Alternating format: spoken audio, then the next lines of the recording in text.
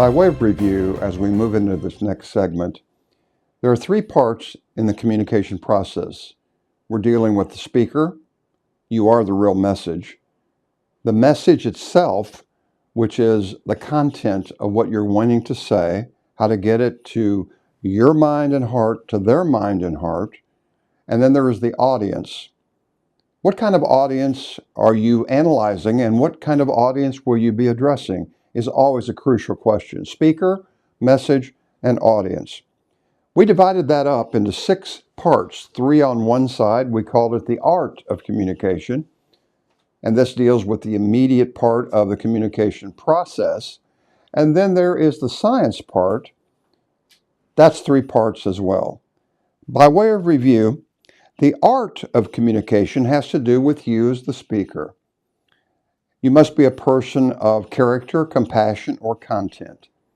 We talked about that right from the beginning. That a person of ethos, pathos, and logos is one that is persuading other people. They buy you as the message. Before they ever hear any content, they're buying you. The speaker is key. Can I trust you? Do you care for me? And do you know what you're talking about?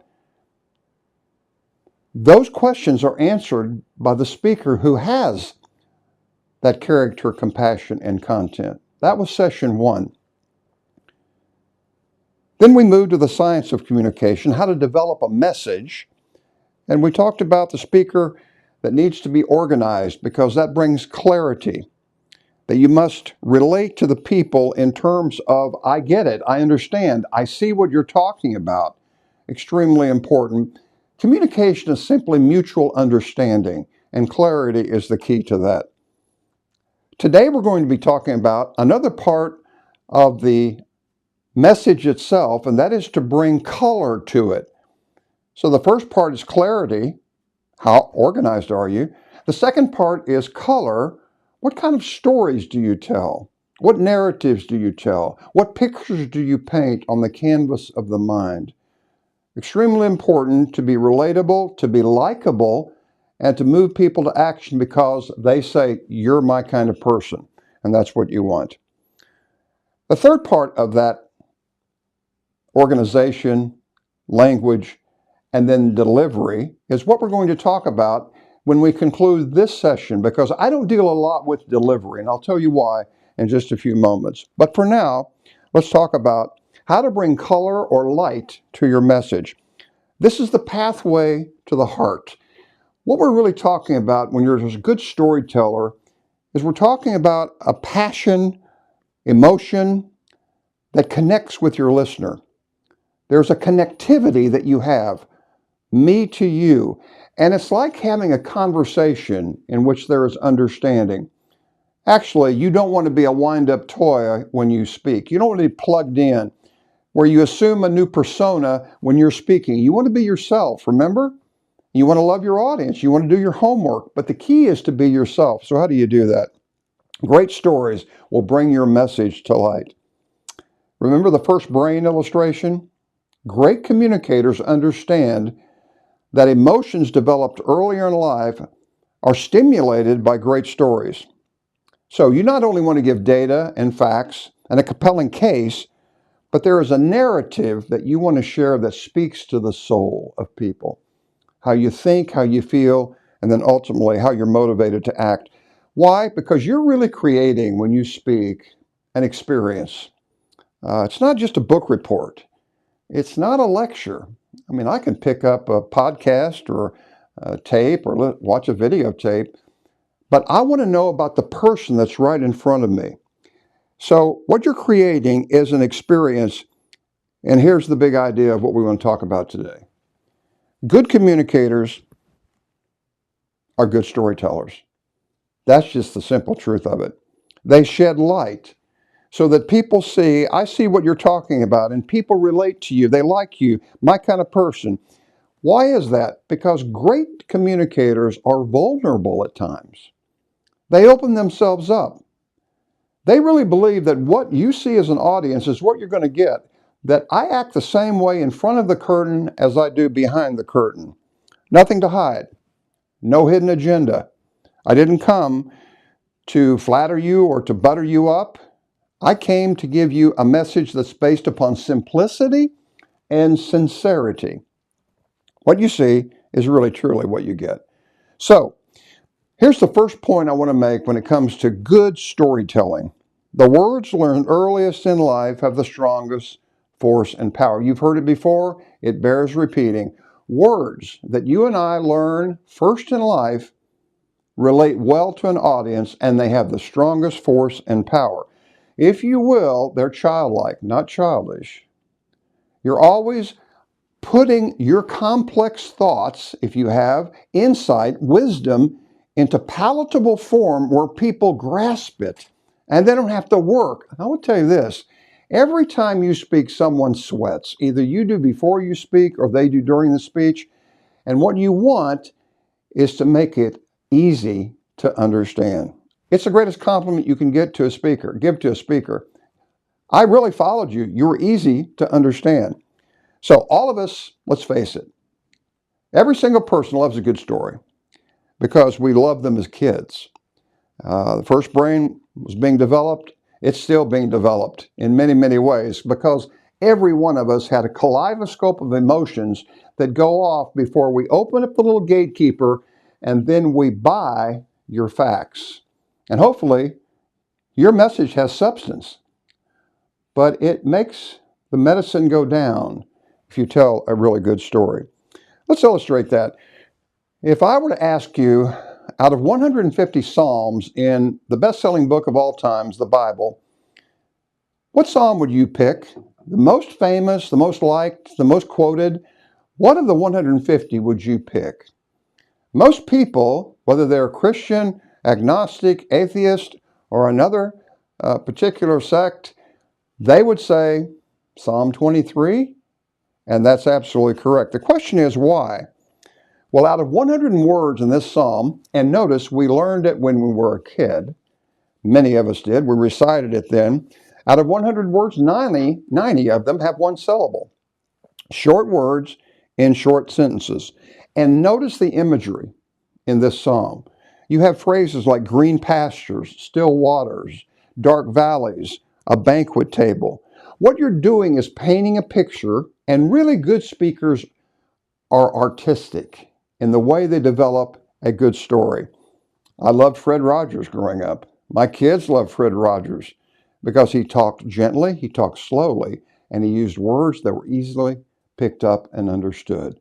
And at the end of his messages, I really wanted to be a neighbor in his good neighborhood because he drew you in. And that's exactly what we want. Great communicators have a conversation with people. It's adult to adult. I'll tell you who did that best, Jesus of Nazareth.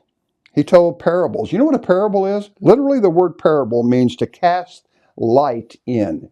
It's the same word as you take a fact and you cast light alongside of it to create a window where you can see things.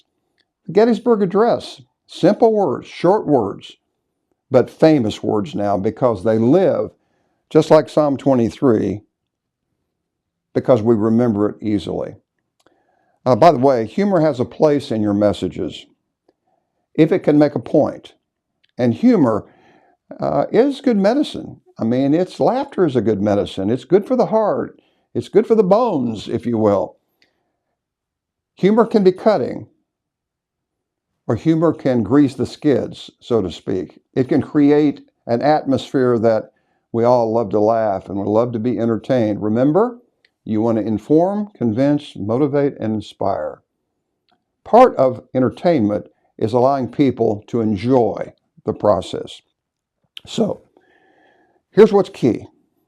I think there are 4 parts to great illustrations, and they go in sequence. And on the screen, you will see that these 4 parts really make a whole, meaning that if you use them, and you don't use them all the time, because these are what I call haymaker or central illustrations. But these illustrations used strategically can move an audience to tears, make them laugh, motivate them, make them sad for a purpose. You make the point. It's not just you're up there to being a vaudeville act. You're to make a point. Great illustrations follow the following 4 steps. First, good speakers talk about common interests, some topics that connect emotionally with every single person in the room, because there are various levels of maturity in a room, backgrounds in a room, and all of these central illustrations or great illustrations or stories have an establishing of common interest, like children, money, work, fear, anxiety, guilt, those kinds of illness and suffering, significance and security. I could go on. You see the point. You're establishing common ground with your listener because everybody goes through these phases of life. Secondly, you create curiosity or suspense. You start with somebody everybody recognizes and feels, and then you create curiosity or suspense in your story. People ask, I wonder where he's going with this, but they're curious, they're intrigued, they want to know more. And so you're pulling them in. Good speakers know that good stories melt, they mold, they make hard, like a good candle. And so you're drawing people in with a communication lariat and you're pulling them toward you. And so what we're talking about here is your story begins with an ideal, good emotion. It may move to an ordeal, a problem, and then you finish with what I call a new deal, where there's a solution to this and a good aha. Ooh, wow, I see that was really good. And it hits you square in the heart. The audience is led up a trail to an adventure. Third, there's a surprise or twist. There's a surprise or twist. It's like a joke. That's called the punchline. It's the new deal. The underdog wins. The lemons are turned into lemonade. The power of an unexpected climax catches the audience off guard. You know the point. It's called, whoa, aha. And then finally, after those 3, you make the point. So what? Because you're like a divine surgeon. What you want to do is soften the skin with the first 3 steps and then slide the knife in with your last point. And people end up loving it. Remember, simple and sincere are the goals. Stories help. Sincere is a word in the Latin that means without wax. You don't conceal anything. There's a great historical story about that I won't get into, but the point is, if you were fraudulent in the early days and you made pottery, you put wax in it and colored it over, only to find out that that wax would melt on a hot day. So the government came along and stamped on the underneath side, sincere, without wax. That's what you want to be as a speaker. What you see is the real deal. You're the real McCoy. People go wild over real people. Simple. The word simple means without fold, meaning you're not covering up something in a fold. It's open. What you see is literally what that person is. It's called authenticity. So, keep this in mind. It doesn't matter whether I get it when I'm preparing. I sure hope I get it. What matters is that the audience gets it, and the way they will get it is largely through relatable illustrations. One quick word about delivery. I'm not going to cover it as a specific message or segment. Yes, voice and body are powerful tools. Yes, we could talk about movement, gestures, eye contact, projection, and rate till the cows come home. We could. And all are important. But I only evaluate those things if they become distractions, and then I'd have to hear you speak to do that. The reason I don't teach all of that on voice and body, and there are many things you could say about it that are good things, but believe me, if I talk too much about those things, you become message-centered and not audience-centered because you're so concerned about movement and flow and left to right movement, and it becomes forced, it becomes inauthentic, and it's almost robot-like. You lose conviction. The goal of delivery is to be convicted of what you're going to say. So if you believe in your message, and I mean this really believe in your message, don't worry about your delivery. Let your heart explode. Let your body movement. You want the audience to get it. That's audience-centeredness. And so I don't deal much with good delivery or bad delivery. I'll just say, do you really believe what you're talking about? Do you believe it? And if you do, you won't have a problem with delivery. Just be yourself. And there's the rub. There's the problem. If you talk too much about delivery and the mechanics of it, you're not yourself any longer. You're an imitator of your teacher or somebody that you think is cool. You're not yourself, and that's the best thing you can be. It's authentic. Be yourself. Remember, be yourself, love your audience, do your homework. How do you do that? With character, with compassion, and with content in that order.